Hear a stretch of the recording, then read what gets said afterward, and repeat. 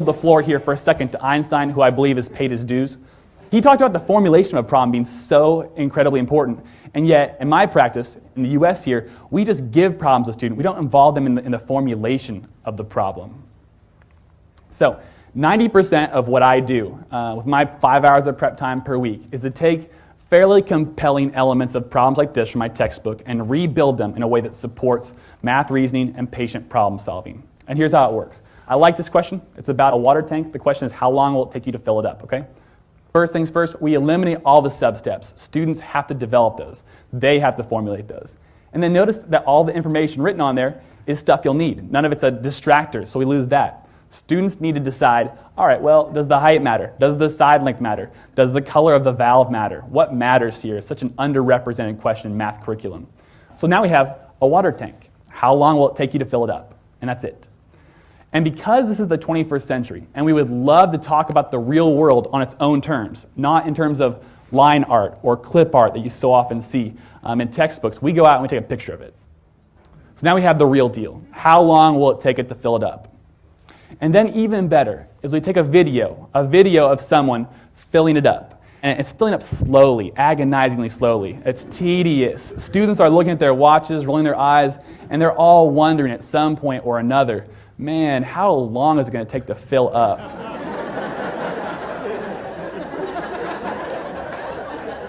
That's how you know you've baited the hook, right? And that question off this right here is really fun for me because like the intro, I teach kids, because of my inexperience, I teach the kids that are the most remedial, all right? And I got kids who will not join a conversation about math because there's, like, someone else has the formula. Someone else knows how to work the formula better than me, so I won't talk about it. But here, every student is on the level playing field of intuition.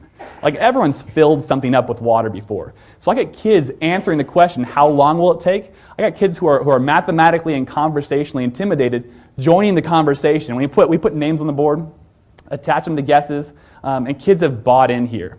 And then we follow the process I've described. And the best part here, or one of the better parts, is that we don't get our answer from the answer key in the back of the teacher's edition. We instead just watch the end of the movie. And that's terrifying, all right? Because the theoretical models that always work out in the answer key, the back of the teacher's edition, like that's great, but it's scary to talk about sources of error when the theoretical does not match up with the practical. But those conversations have been so valuable, among the most valuable. So I'm here to report some really fun games with students who come pre-installed with these viruses day one of the class, okay? These are kids who now, one semester in, I can put something on the board totally new, totally foreign, and they'll have a conversation about it for 3 or 4 minutes more than they would have at the start of the year, which is just so fun. We're no longer averse to word problems because we've redefined what a word problem is. We're no longer intimidated by math because we're slowly redefining what math is. This has been a lot of fun.